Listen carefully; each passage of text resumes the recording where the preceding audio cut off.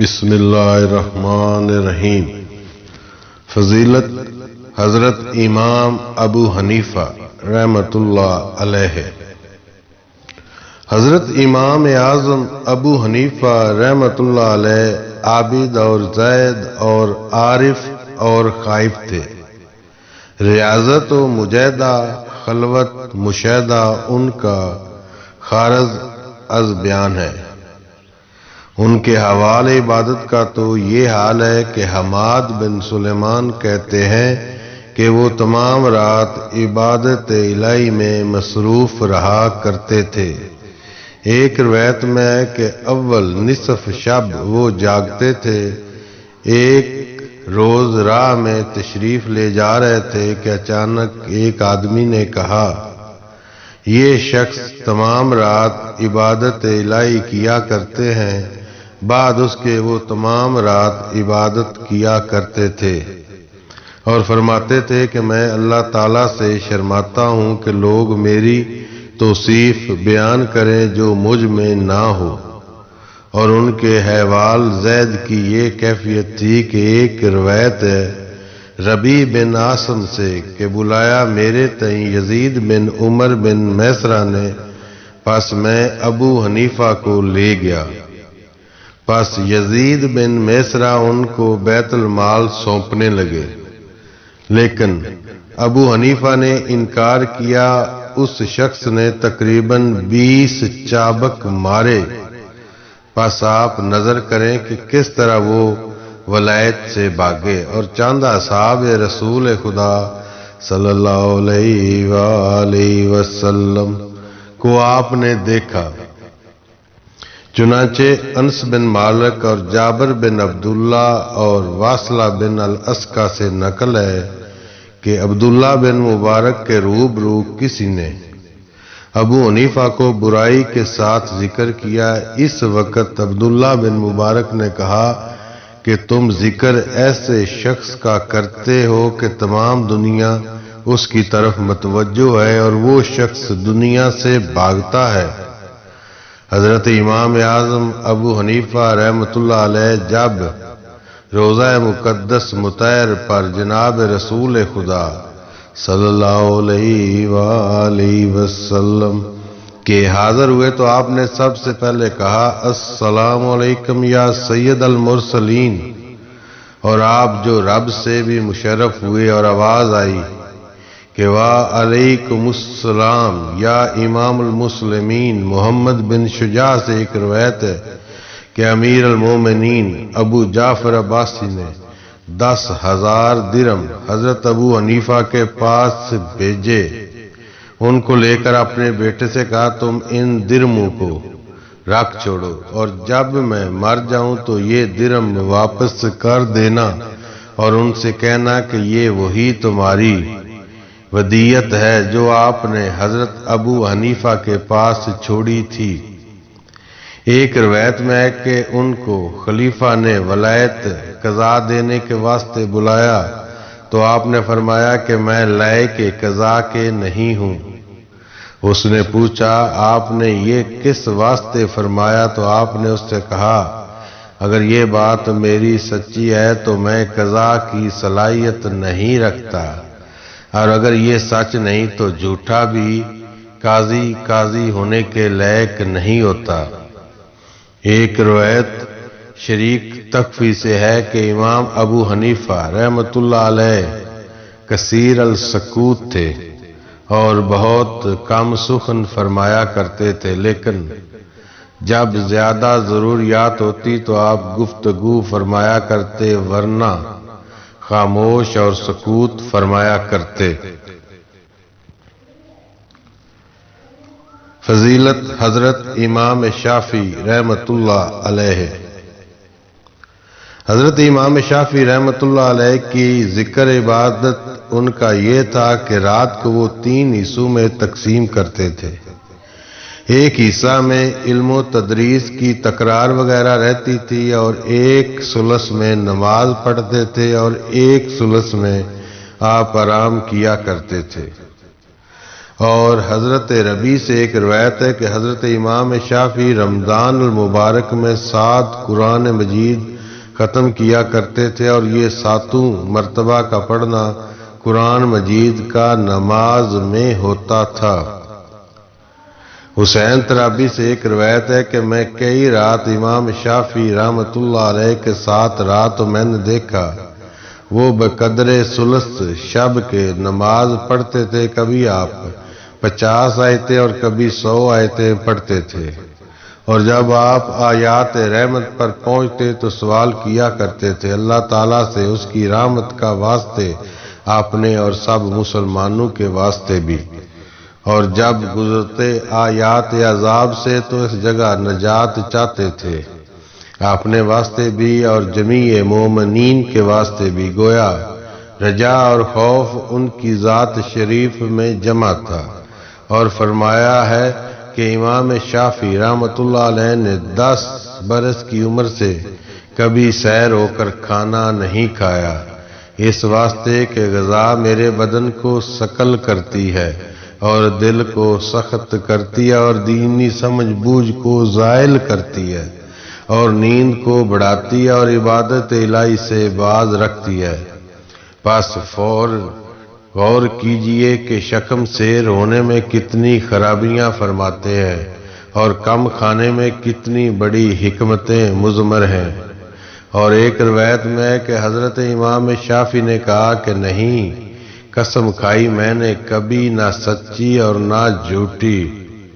پس منظر کیجئے ان کی حرمت و توقیر پر کے ان کے تئیں خداوند قدوس کا کیا مرتبہ تھا، اور یہ دلیل ہے ان کے کمال پر جو ان کو جلال الہی سے حاصل ہوا تھا۔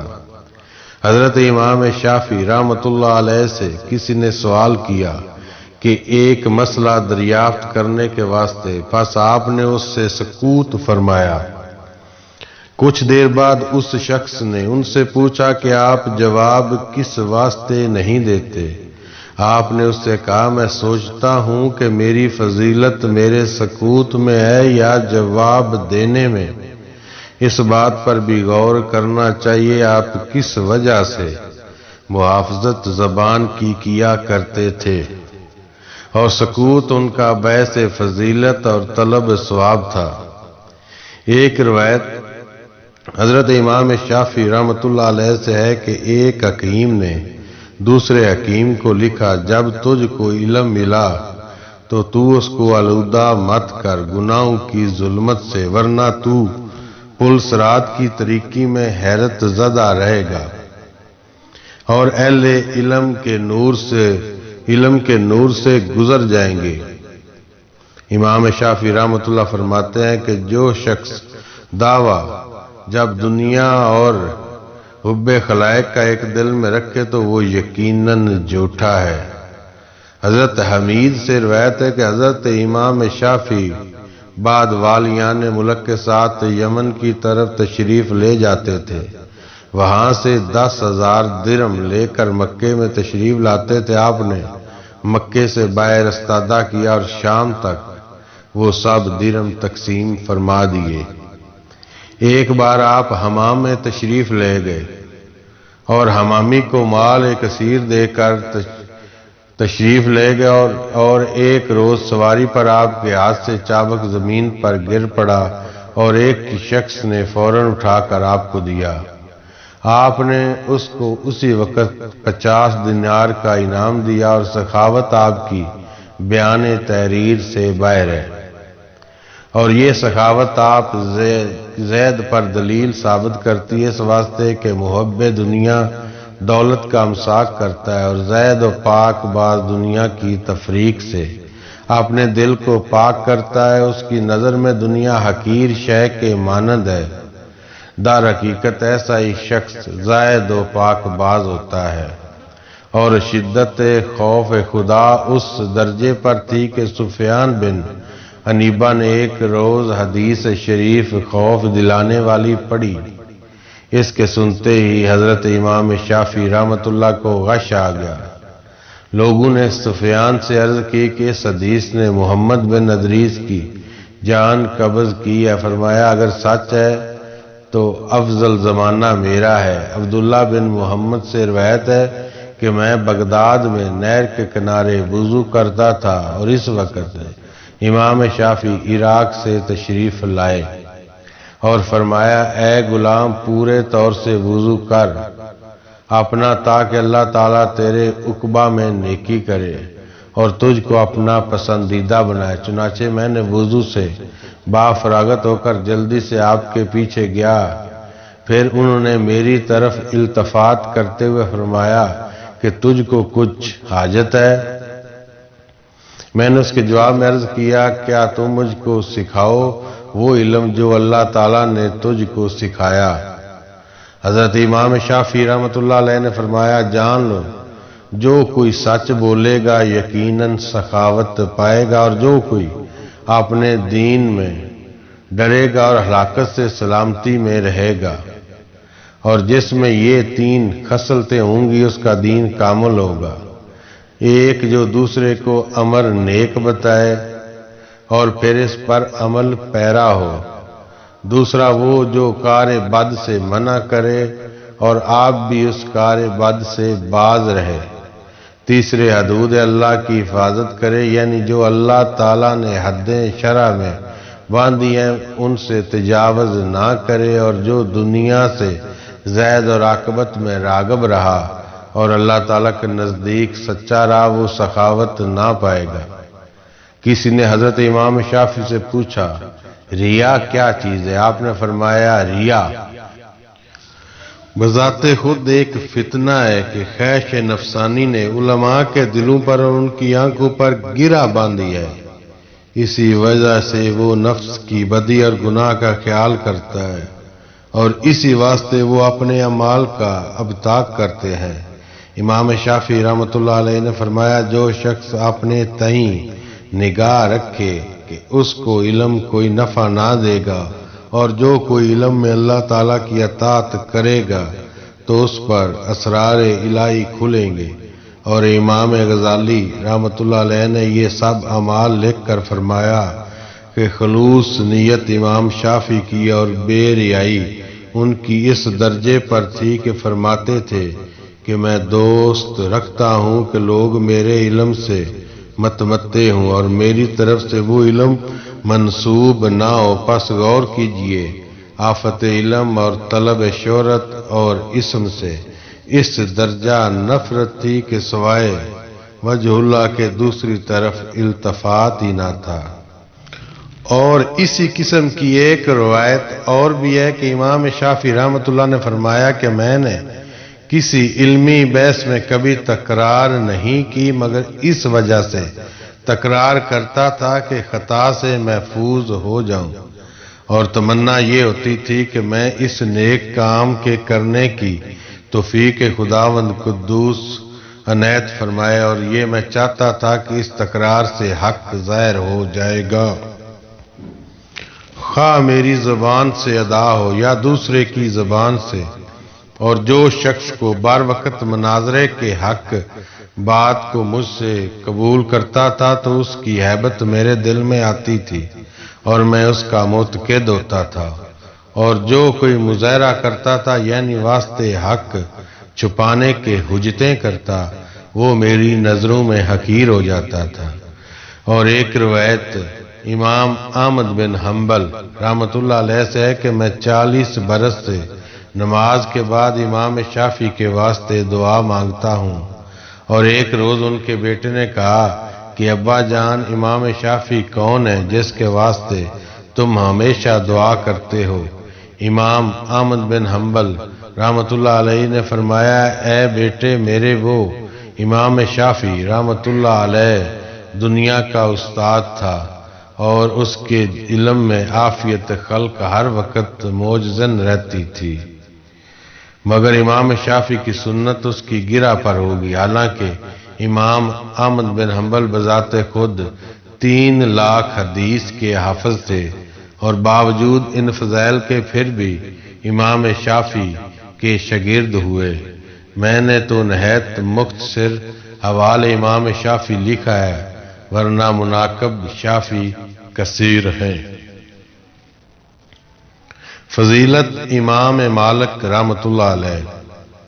حضرت امام مالک رحمۃ اللہ علیہ علم کی تعظیم میں نہایت ہی مبالغہ سے کام لیتے تھے، اور جب آپ حدیث رسول اللہ صلی اللہ علیہ وآلہ وسلم پڑھانے کو بیٹھتے تھے تو وضو کر کے خوشبو لگا کر کمال وقار سے اور نہایت و شان و شوکت سے بیٹھا کرتے تھے، اور فرماتے تھے کہ میں دوست رکھتا ہوں کہ میں رسول خدا صلی اللہ علیہ وآلہ وسلم حدیث کی تعظیم کروں، نیز فرماتے تھے علم ایک نور ہے، اور اللہ تعالی جہاں مناسب خیال کرتا ہے اس کو عنایت فرماتا ہے، اور انصاف بھی ان کا مسائل میں ایسا تھا کہ امام شافعی رحمۃ اللہ سے روایت ہے کہ امام مالک کے پاس حاضر تھا کہ کسی شخص نے ان سے 28 مسئلے پوچھے تو انہوں نے 20 مسئلوں میں فرمایا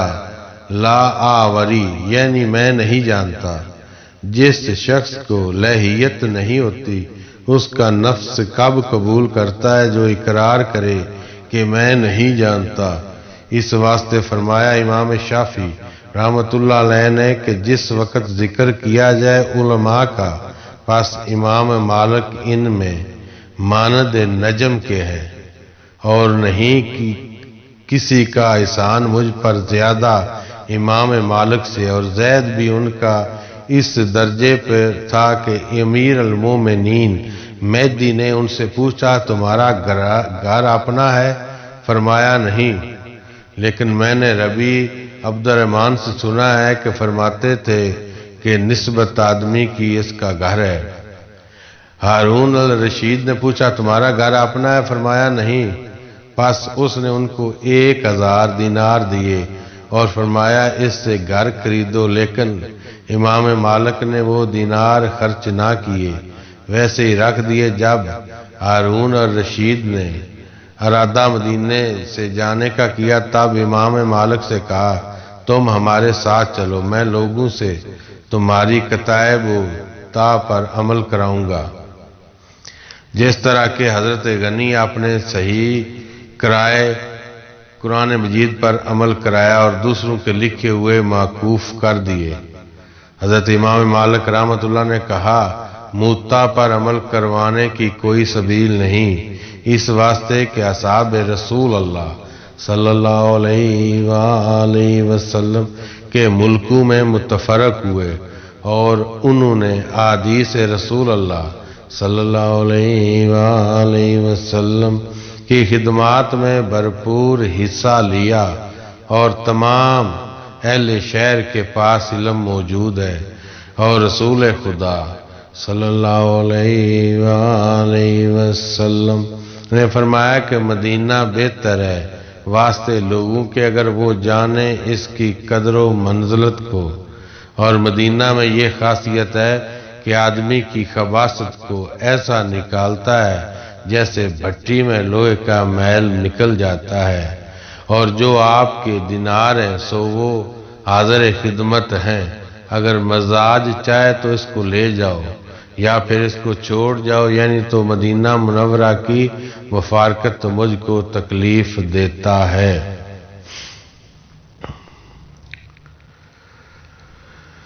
یہ سب میری طرف سے آپ کو ہدیہ ہے۔ پھر میں نے کہا آپ اپنی سواری کے واسطے رکھ لیجئے۔ کہنے لگے میں شرماتا ہوں خداوند قدوس سے کہ میں پامال کروں اس خاک کو جس جگہ قدم مبارک رسول اللہ صلی اللہ علیہ وآلہ وسلم کا اس پر پڑا۔ نقل ہے کہ ایک روز ہارون الرشید نے کہا تم ہمارے یہاں آیا کرو تاکہ ہمارے لڑکے تم سے تمہاری کتاب موطا پڑھیں۔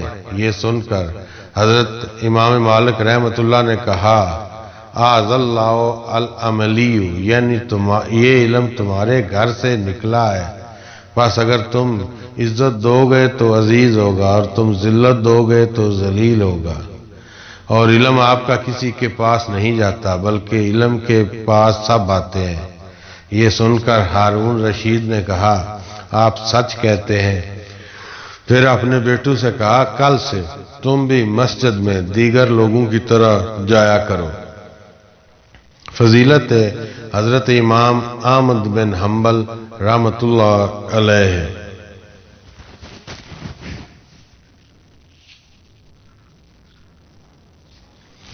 کتاب تذکرہ الاولیاء میں مذکور ہے کہ بشیر حانی رحمۃ اللہ کہتے ہیں کہ امام احمد بن حنبل رحمۃ اللہ علیہ میں ایسی خصلت ہے جو مجھ میں نہیں کہ وہ وجہ حلال کھاتے ہیں اور اپنے اہل و عیال کو بھی کھلاتے ہیں۔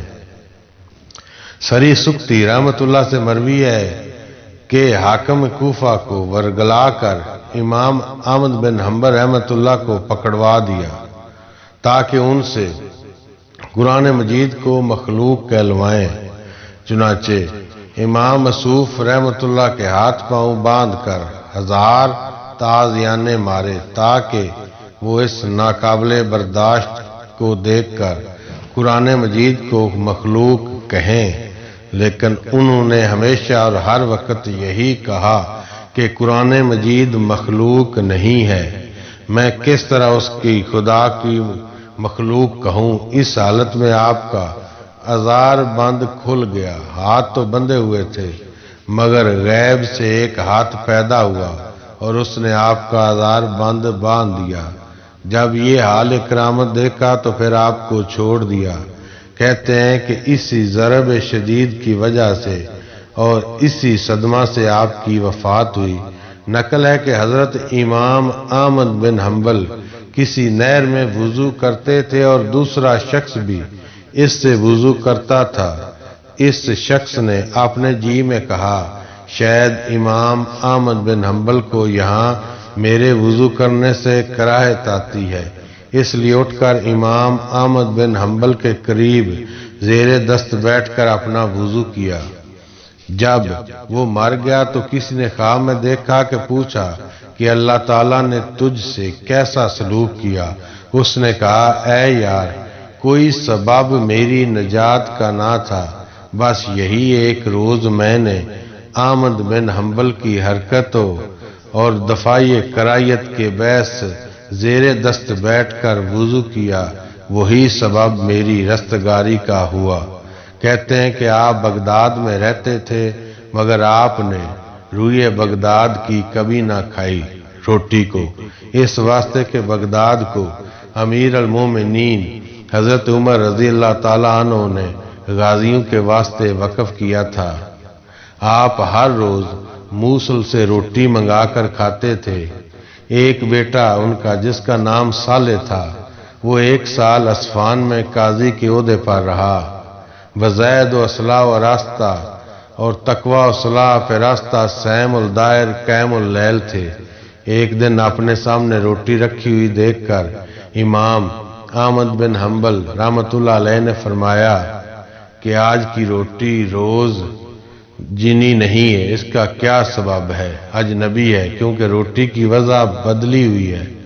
خادم نے کہا آج کا خمیر آپ کے فرزند صالح کے گھر سے لائے تھے۔ فرمایا وہ قاضی تھا، اس کے یہاں کا خمیر میں نہ کھاؤں گا، لہذا اس روٹی کو دروازے پر رکھو اور جو سیل آئے اس سے کہہ دو کہ آٹا احمد کے گھر کا اور خمیر صالح کے گھر کا ہے، اگر تم چاہتے ہو تو اس کو لو۔ کہتے ہیں کہ 40 دن تک وہ روٹی دھری رہی، لیکن اس روٹی کو کسی محتاج فقیر نے نہ لیا۔ آخر الامر وہ روٹی دریا میں ڈال دی۔ امام احمد بن حنبل نے پوچھا وہ روٹی کا کیا ہوا؟ تو عرض کیا وہ روٹی دریا میں ڈال دی۔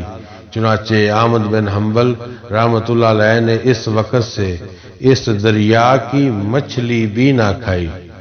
منقول ہے آپ سے جو کوئی مسئلہ پوچھتا تھا جواب دیتے تھے، اگر مسئلہ حقائق کا پوچھتا تو بشیر حانی کا حوالہ دیتے تھے۔ کسی نے پوچھا رضا کے کیا معنی ہے؟ جواب دیا کہ اپنے سب کام اللہ کو سونپنا۔ پھر پوچھا کہ محبت کے کیا معنی ہے؟ تو فرمایا اس مسئلہ کو بشیر حانی سے دریافت کر لو۔ پھر پوچھا کہ زید کسے کہتے ہیں؟ فرمایا زید کی 3 قسمیں، ایک تو حرام کا ترک یہ زید عوام ہے، دوسرا زیادتی حلال کی ترک کرنا اور یہ زید خواص ہے، تیسرا اس چیز کا ترک کرنا جو خدا کو بلا دے، اور یہ زید عارفوں کا ہے۔ جب امام احمد بن حنبل رحمۃ اللہ اپنی وفات کے قریب پہنچے تو لوگوں نے انہیں زخموں کی طرف اشارہ کرتے ہوئے ذکر کیا۔ آپ نے بھی اپنے ہاتھ سے اشارے سے فرمایا کہ ابھی مکمل آرام نہیں ہوا۔ پھر آپ کے فرزند نے پوچھا کہ آپ اس وقت کیا فرماتے ہیں؟ کہا، میرے سامنے شیطان کھڑا ہے اور وہ ہاتھ مل مل کر نہایت افسوس سے کہتا ہے، اے احمد، تو اپنا ایمان میرے ہاتھ سے بچا لے گا؟ تو میں اس کو جواب دیتا ہوں کہ ابھی نہیں، ابھی تو چند تنفس سانس باقی ہیں۔ اے فرزند، ابھی قریب شیطان اور صلب ایمان سے بہت نڈر نہیں ہوں۔ کہتے ہیں جب آپ نے انتقال فرمایا تو آپ کے جنازے پر ہزارہ پرندے آ کر رونے لگے اور اپنی بےتابیاں دکھانے لگے۔ یہ حالت دیکھ کر 40,000 گبرو ترسا و یہود مسلمان ہوئے اور اپنی زناریں توڑ ڈالی اور پکار پکار کر بولے، لا الہ الا اللہ محمد الرسول اللہ۔ محمد بن خزیمہ نے امام احمد بن حنبل کو بعد وفات کے خواب میں دیکھا تو انہوں نے ان سے پوچھا، یا امام المومنین، اللہ تعالیٰ سے کیسا معاملہ رہا؟ تو حضرت امام احمد بن حنبل رحمۃ اللہ نے فرمایا کہ اللہ تعالیٰ نے اپنے افضال و عمیم الطاف قدیم سے مجھے بخش دیا اور تاج کرامت کا میرے سر پر رکھا، اور پھر فرمایا کہ یہ اسی کا بدلہ ہے جو تو نے میرے کلام کو مخلوق نہ کہا تھا۔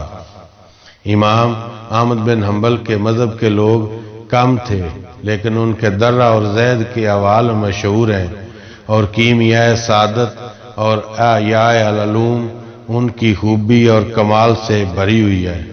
اللہ تعالی ہم سب مسلمانوں کو ان کی پیروی کی توفیق عطا فرمائے، آمین ثم آمین۔